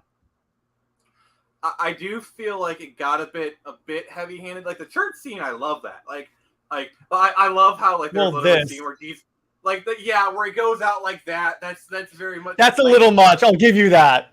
Like I remember Nostalgia Critic, you know, it's like I am Jesus. I will say the church scene is actually one of my favorite scenes in the movie. Yeah. Oh, Sladia. So I was gonna bring this up, right? And the fact is, I've got nothing against them, you know, making Superman as a Jesus character. Literally, Superman's symbol is the second most recognizable symbol in the whole of the world after Jesus Christ, right? Mhm. The third is probably Mickey Mouse. Yeah. So it kind of made sense for them to have like this thing. Well, why don't we make this character like a god, Mhm. basically? And I don't mind that. That's their take on it. That's fine with me. Mhm. I've got nothing against it. And even towards the end, like Superman tells his mother that, look, I found a job in a metropolis where I can be close to the action. Can find out where people are dying, where people are getting hurt and whatnot, and you can save those people. And that's what Man of Steel 2 was originally gonna go past, and it was gonna what's the word I'm looking for? It was gonna Expand. expand on Man of Steel, the consequences for the actions he did in Man of Steel, Mhm. which would have made more sense. But Mhm. because the WB decided not to go ahead with Man of Steel 2 and decided to bring in, do BVS instead, which obviously we'll talk about that next week. But I think that, if we had a Man of Steel 2, I think we would have had a much more fleshed out Superman. Yeah. Nick. The Chief kind of said something that I really feel like kind of expanded upon Taladia's point. He kind of bring it up, which says like MOS clearly follows, blah blah blah.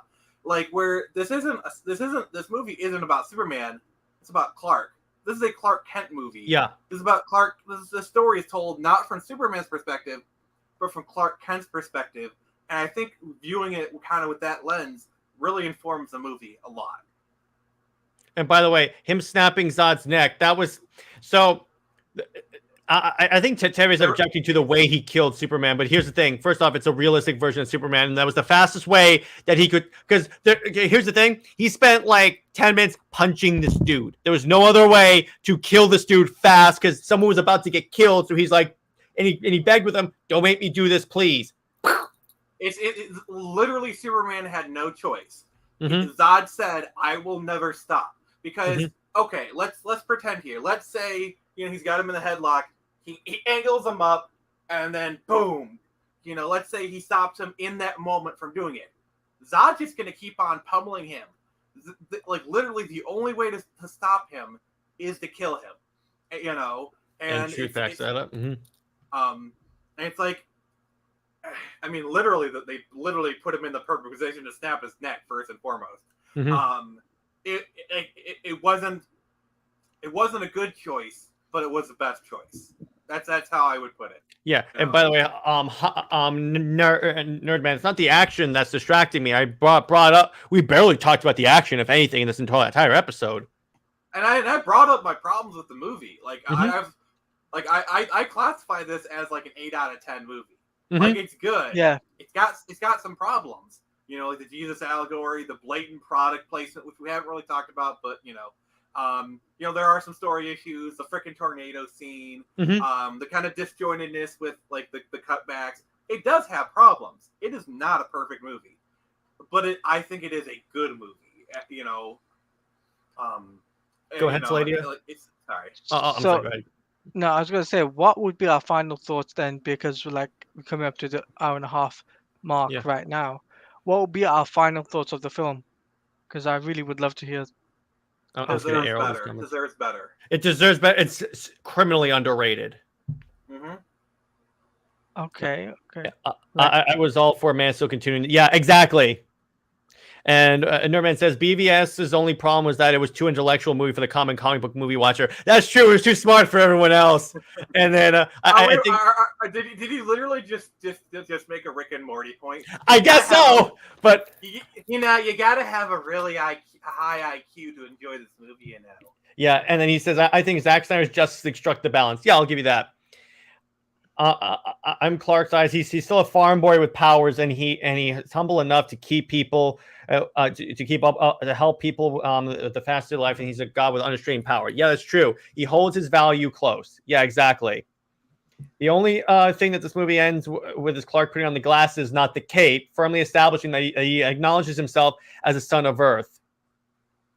And I have no problem with the tone of the movie, Superman killing the realistic take, even Superman not having classic morality. My issue is simple. It's loaded with plot holes and plot conveniences. Some of those I disagree with, but yeah, some of those, yeah, I can agree with you on certain points. And then Zod is a warrior. He understands that his ghost will haunt Clark for the rest of his life. That's what it really is, because that's the ultimate revenge when you think about when Superman kills Zod. Yeah, it's like the classic villain, like, in order to defeat you, I'm gonna make you like me. It's the whole Joker thing, because like the whole ethos of the Joker is I want to prove that anyone can be me with one bad day. Mm-hmm. You see that with in Dark Knight, where he corrupts Gotham's White Knight Mm-hmm. and whatnot, and so it's a classic storytelling. So if you honestly, one way to interpret it is Superman didn't win, he lost. Mm-hmm. So, Taladia, your final thoughts on Man of Steel? Thought it was a great film. I still rate it as 8 out of 10. Me too. Purely because the origin story of Clark is told in a really good detail. Yes, there's some bad writing here and there. That's down to David S. Goyer, not down to Zack Snyder, but the directing is brilliant. Some shots were like amazing, and that's what really kept me engaged. Fight scenes as well, choreography was awesome.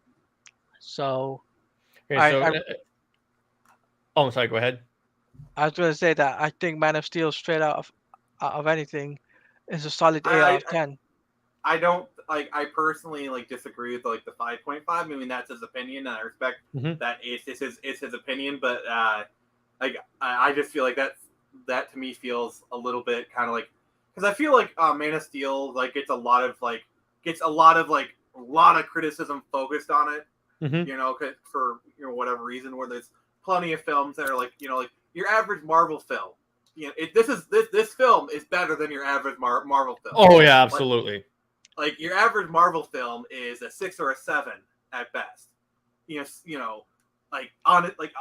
Seriously, this film is better than 95% of every MCU film. It is. And Nerd Man, that's asking too much of Warner Brothers. I'm just going to tell you that right now, just to stick to a plan.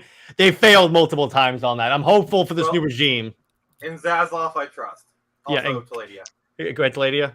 So I was going to bring this up. The whole idea for WBD now is to basically reset the DCEU, meaning not reboot it, but kind of refocus it back to Zack Snyder's universe. Mm-hmm. Right? Reset their philosophy of making films is what they really mean by that. Yeah, and the fact is they know what they want. They know the fans want Man of Steel 2. They know the fans want the Batman film from Ben Affleck. They know that they want a Trinity film. They know that we want Justice League 2 and 3. And, with Zack Snyder involved. Mm-hmm. WB, I know WB never stick with a plan. We know that that's the old regime. Remember, the old They're regime... so gun shy. The littlest hint of trouble, they're like, we need to change everything. Yeah, second Warner Brothers. I was saving that. But that's the thing. That was perfect timing. Timing, brother. I was going to say this, right?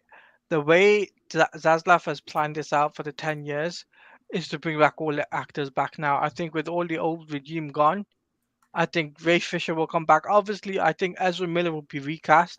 I think that's a given now. And I also think that Amber Heard... I'm sure they'll be calling up Grant Gustin anytime now. No, they're not going to bring in Grant. Whether or not Ezra's guilty, it's gone, because here's the thing. He's too much of a PR headache. Unfortunately, they'll bring in Grant Gustin. They're not going to bring in the actor from a failed superhero show, dude. No, it's going to be... I'm no, trolling. no. Just so you know, I'm trolling. At this point, I know you're trolling. I know you're trolling. We know you're trolling. It's a running joke now. I'm just as pissed with Infinity War. I've never seen so much capping as reviews of Endgame. It makes no sense. Yeah, exactly. My problem is really with Endgame. Infinity War, I actually thought was kind of a cut above most Marvel movies, because that was Thanos' movie. Thanos won. The hero won in Infinity War, and I actually thought that movie, Endgame, was just plot convenience the movie. Yeah, please, Wally West, for the love of God, put Wally West in there. Because then, think about it this way. We have Superman, Batman, Wonder Woman, the Flash. We will have Wally West, Martian Manhunter. All we need is Hawkgirl, and then we have the lineup from the cartoon. Well, there's Hawkman is in the DC verse now, so yeah, and then real post credits. So what if if they end up having Hawkman in the Justice Society and Hawkgirl in the Justice League? That'd be cool. I like that. I like that idea. Yeah. Question: will they even release the Flash at this point? Well, here's the thing. I'm starting to wonder about that because even that's an option. There was an option that they were canceling. But go ahead, Taladia. The film will still be released regardless because Zaslav has still got the power to do that. I know there's rumors, spreading out. Oh, they're gonna cancel it or they're gonna shelf it. No, that's not gonna be the case. What they're gonna do is they're obviously doing heavily reshoots now. I think they're not gonna they're not gonna have Ezra Miller do the press release stuff. Yeah, they gotta add Grant Gustin to the Flash. Great troll, I think. Where is it?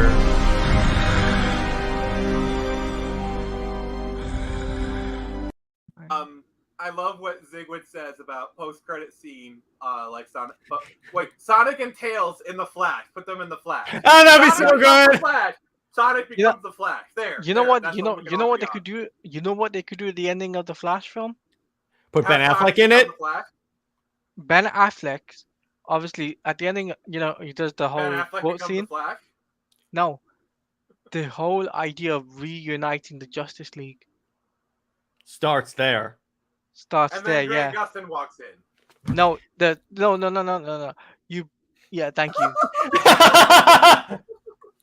Oh my God! Okay, that was good. Jared. That was good. I learned that from MSK. So I was gonna say, right? Nothing, but that was I was gonna say, you know how they did, in the Batman cartoon where they had a, alert go up for the Justice League. Mm-hmm. They could do that and like an alert signal, warning signal to reunite the Justice League members together at the ending of the Flash film, which would set up Justice League 2. Makes total sense. What they can also do is on the animated movies, the post-credit scene of I think it was the Reign of Superman was, okay, Darkseid's a problem, let's go deal with him. They could literally just have the League meet and Darkseid's coming or it starts off like that. Okay, here's my post-credit scene, okay? Be careful because I can remove you from the stream now.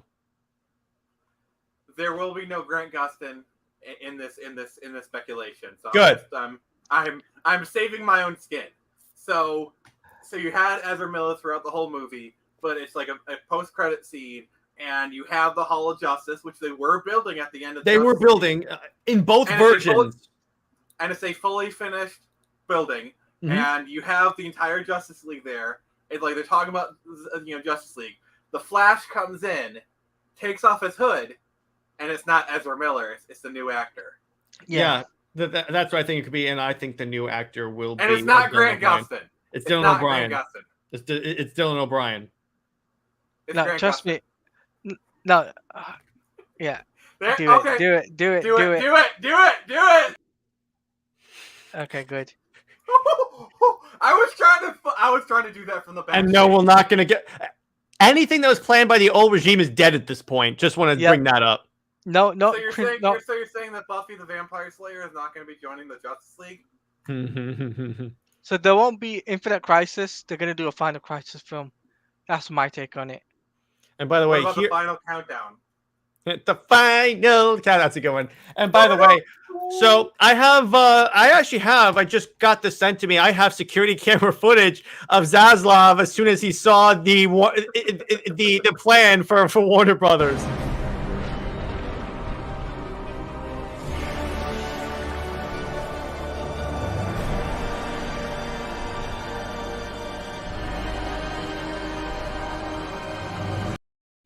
And finally, actually, I've lost brutal.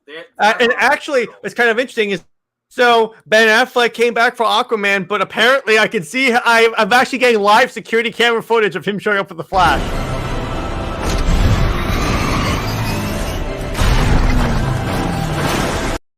Because, as it turns out, the Flash actually called up on the Justice League and went, I had to do those. You really had to get those out of your system. I had to get those out of my system, but because I didn't use a lot of clips in the stream, so. But yeah, so the ending of the Flash obviously is going to be redone. So I'll say this much, right? Yeah, I think the DCEU is in good hands I think right DC now. in general is in good hands. It's in good hands now, and I think we're going to be restored to Snyderverse. Personally, Mhm. my thoughts are it's looking good, but we won't really know on for a while now because like there are kind of some other rumors, some other because like apparently they're moving forward with like there's kind of like other movies supposedly are doing that like are not good, so it's like we really kind of need to wait and see, but I'm hopeful. I'm so pissed I defended Ezra, even though I think media sources are just running. Yeah, there are certain things that didn't line up in terms of the accusations against him, but like what happened recently with him being like arrested and charged with what was it, breaking and entering, or no, it was like robbery. Yeah, it's kind of hard to defend that one. Yeah. Okay. Yeah, And like honestly, with most things, are things blown out of proportion for the sake of narrative? Heck yeah. Like, do people like say stuff about Ezra Miller that didn't happen because he's done this thing? Oh, people believe he did that. Sure, but ultimately he is a bad person and he does not deserve to be the Flash. And by the way, here is why I believe in Zaslav, because he emphasized this point: quality over quantity. Yeah, which means he wants blockbusters and he wants events as their big headers. So I don't think the Batman 2 is going to happen for a very long time. I don't think that's going to happen for maybe a good 3 or 4 years at the very least. I think what they're going to focus on is the DCEU stuff. So we're talking obviously Black Adam, Shazam, The Flash, Aquaman 2, and then maybe possibly Wonder Woman 3, and then Justice League 2, Man of Steel 2, the Batfleck solo film. They'll work on those. Yeah, and I don't think that the Black Adam movie is going to start The Rock's own cinematic universe. No, it's just probably going to be a one and done thing. Is what I think it's going to do. Yeah, I mean, and honestly, like I have a feeling we probably won't get the Batman 2 for a couple reasons. One, this Batman Gate stuff is not looking good, and there's a good chance. Yeah, and then also the fact that like they had to spend so much money on marketing, and it still made less than Man of Steel. That's a kind of a fact that people aren't talking about. Like I think what was it? Man of Steel BVS made like $800 million, almost 900. Actually, really good for movies. Yeah. Yeah. And so that was in 2013. The Batman made like $707 million in 2020. So, like, it's objectively like, is it even worth it to do another Batman? Like, no, I like the Batman. If I'm honest with you, I don't think the Batman 2 should be even done at this point, right? I think maybe it should be just like a one and done story arc, right? I mean, I would have liked a sequel, especially if they're going to do like a Mr. Freeze. I really would have liked to see what they did with Mr. Freeze in that universe. I know that they want to do a more grounded Batman. They want to focus on non-meta characters, and I know that that's what they said. And I know Matt Reeves has got like 3-film contract, but I think that 3-film contract is now void. I think Zaslav has probably thrown that out the window now.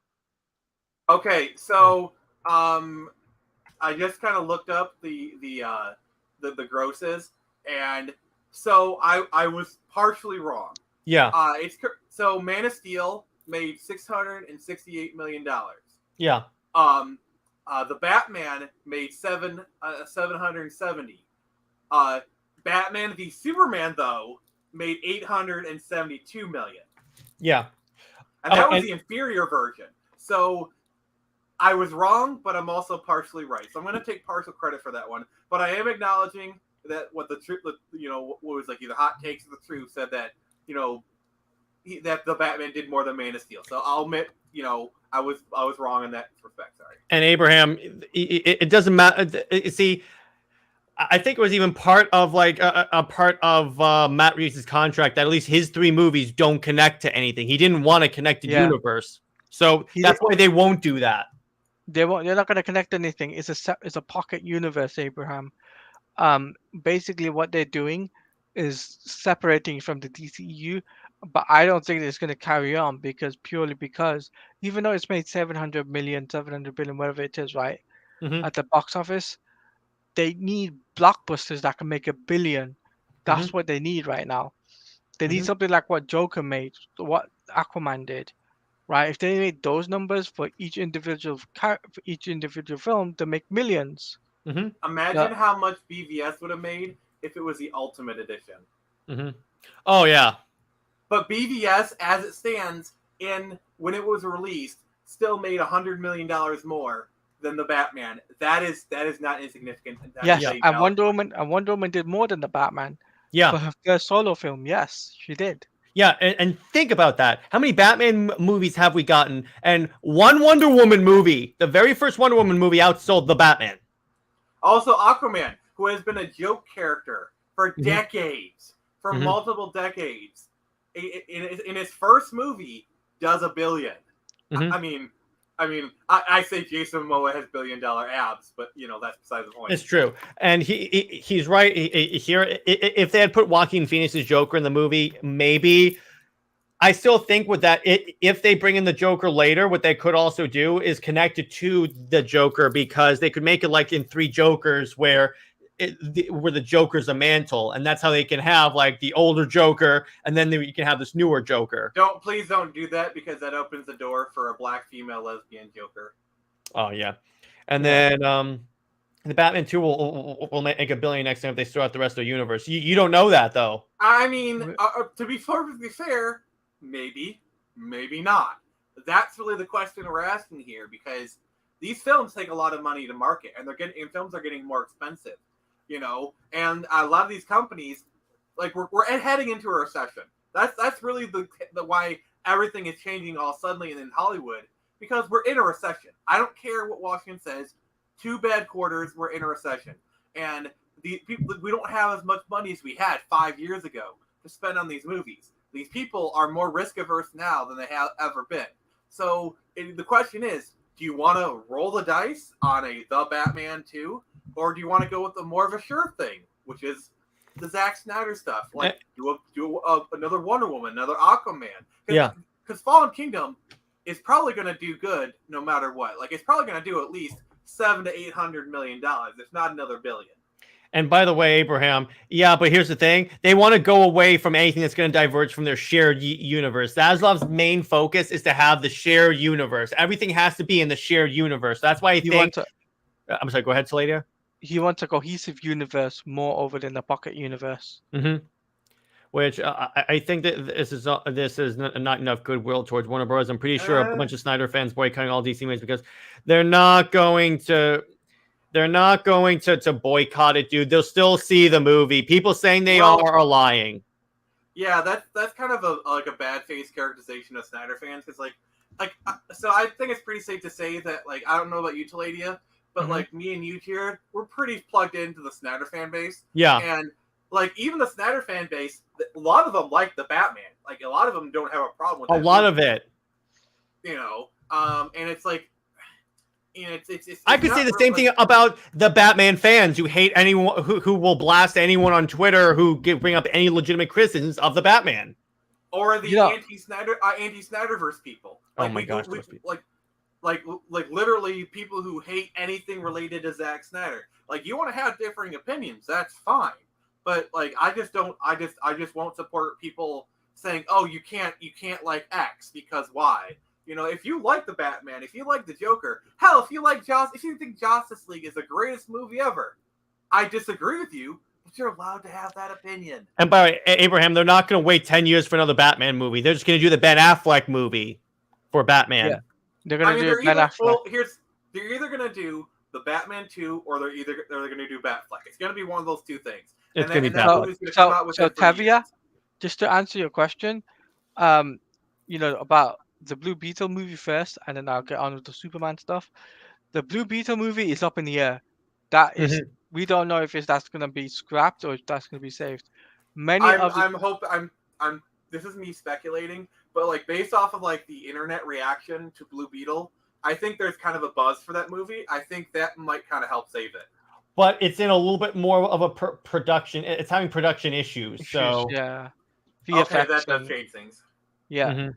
And Tevia's second question is, where are the Superman movies? Man of Steel 2, baby. Man of Steel 2 will happen after Black Adam, Shazam, and Aquaman. I guarantee you Man that of will Steel happen. 2, like that's going to be $1 billion movie. That Oh will be yeah. a bi- Particularly Like- now that if they market it, because guess what? And Snyder and Cavill have been 100% open about this. This is going to be the Superman that people want to see, that people wanted to see in Man of Steel. Oh, okay. Here's I got you for you. It's Black Adam. It's like the post credit scene, and Superman flies down, and he's like, "Hey, don't you be bad now?" And The Rock's like, "I'll be bad." You know, just kind of like No, like a it's not. It's No, not going wait. to be that. but just that aside, and Yeah. then it goes to black, and it says Superman will return in Man of Steel 2. Oh yeah, but Like that. That's like that was just fluff. You know, that's but, not like, going to be the. But that scene, I just made something up on the spot. Yeah. What's important is the stinger is it goes to black and it says Superman will return in Man of Steel 2. Can you Yeah, that imagine would the work. buzz? Can you imagine the And I'm not saying, we know you're not saying all Snyder fans, but okay. So, significant amount boycott the Batman based on what facts? Based on what facts? It could be the movie it didn't make a lot because people were bored of Batman movies. That's why DC needs to build up a new franchise. I prefer Batman 2 than Batfleck by a mile. Batfleck movies sound like a mess. Disagree on that one. Those kind of I statements disagree on that is one because sorry. The PC, okay, I've been talking too much. Lady, you go first. Yeah, go ahead, later. I was gonna say the reason I think the Batfleck movie will do more than the Batman. I think basically because Ben Affleck wanted to play Batman, and Matt Reeves basically copied Batfleck's the what's it That's called? Ben not Affleck. only copied. Yeah, Not that's only- all you copy. Not only copied that, but the idea of, oh, well, let's put it like this: Riddler being in the movie, Joker being in the movie, Mm-hmm. I And mean, the you do whole realize Arkham- that Matt Reeves was supposed to direct the Ben Affleck Batman movie. Yeah. Like, that was like he was brought in specifically to do a Ben Affleck Batman movie. Like that was what he was originally brought in for. And yes, Tevia, I think it is. I think it's dead. I think so too. I think the J.J. Abrams Superman movie is done. I don't think the only project that he's working on is Constantine, that's still in development. And it's not going to be another headless cameo. It's actually going to be Henry Cavill, as far as we know. As And far then as it'll we go know to from black. so, It'll go to black and say Superman will return in Man of Steel 2. That's not going to happen, but okay. J.J. Abrams Superman is scrap because David Zaslav doesn't need another standalone. Yeah, he doesn't want any standalone universes. and plus, I want to add on top of this is that the Superman cameo was first reported by Sil Abdul Yeah. and Mikey Sutton, which they basically have been saying for the last, I would say, God knows how long, maybe a few months, that, oh yeah, Henry Cavill is coming back. They've been saying it for months now. And you know what? The hype is so real. Hang Go on. on. Apparently, Zaslav likes J.J. Abrams, wants him to do Justice League Dark, which is why I say why. No, first off, he doesn't like J.J. Abrams because of they make this multi-million-dollar deal and they don't get anything for it. And here's the thing: everything's so up in the air. Zaslav could change his mind like that. I really do not think that a Justice League Dark movie is going to come in unless he can fit it into the Snyderverse. And Well, they need yes, to set Nick. it up first. Yeah. Well, first I want to address the Justice League Dark stuff. They need to set it up first because, like, they got Dr. Fate, Zatanna, Constantine. There's a lot of characters set up, you know. Mhm. But like my big point is, now correct me if I'm wrong, Taladia, but like from what I heard, like WB has wanted Henry Cavill to come back, but more just in a cameo capacity. Yeah. Like, they actually wanted him to cameo, but like basically his position is he doesn't want to just do cameos. He actually wants a Man of Steel too. Like that's Yes. really the hanging point is he wants to do more movies. Like he Yeah. probably would do the cameos, no problem. He'd be happy to do those. But he doesn't want to just be, oh, I show up for 5 minutes and then I leave. He wants to be Superman again. And I think WB is finally kind of coming around to that. Yeah. Yes. So- And that's why, like, according to Mikey Sutton and Sil Abdul, shout out to those guys, they basically have said that, look, you know what? They want Henry Cavill back, they know that they've been saying that he's going to appear in Black Adam. So Also, one thing to note: Henry Cavill and Dwayne Johnson both share the same agent. Same agent, yeah. So they Yes. so those two are literally on the same team. They're Yeah. literally like they are not like those the actor wise, career wise, they're playing for the same team. So literally, if there's any chance of Henry Cavill coming back, it is Black Adam. And plus, Rock yeah, himself he is. says he likes Henry Cavill. He respects Henry Cavill. And so, like, this is the best chance we have for Henry Cavill showing up. Yeah, and remember the post-credit scene cameo, as far as I know, is that it's Amanda Waller meeting with Superman and letting him know there's this new powerful dude here. And I can just imagine him saying, like, well, time to reform the team. Yeah, exactly. And if the stamina on Netflix and exists in the DCEU, I don't see why we cannot get a Justice League Dark movie. We'll see. I will say this. I could see a situation where they do like a Justice League 2 and like they're fighting Darkseid and Black Adam comes in and saves the day last minute and it's like The Rock and whatnot. Like I could see that happening. I mean, No, they're not going to do that. They're not going to have. They're not going to do that. They're not going to have the Justice League upstaged by a D tier character. I just feel like Black Adam would probably appear and do something. He would appear and do something, but he wouldn't save anyone. And by the way, I'm sorry. Go ahead, Slater, and then we'll wrap up. He isn't going to do Jack. That's the best way to put it. Yeah. You know. And on that note, That's it's the best way to put it. He's not going. That's why I think the movie's going to be a one and done. He's not going to start his own movie universe because Zaslav is not going to want that. So you're saying the hierarchy of power is not going to change? Yeah, exactly. So on that note, I'm going to call this stream a night. I hope you guys enjoyed the first episode of Snyder Sundays. Gentlemen, it was a pleasure talking to you guys about this movie. And remember, next week we discuss Batman versus Superman, the Ultimate Edition, the only version that exists. Darkseid will kill Black Adam in 2 seconds. Yeah, exactly. Thank you. So on that note, stay heroic, everyone, and we'll see you in the next live stream. Stay heroic, everyone. Bye-bye.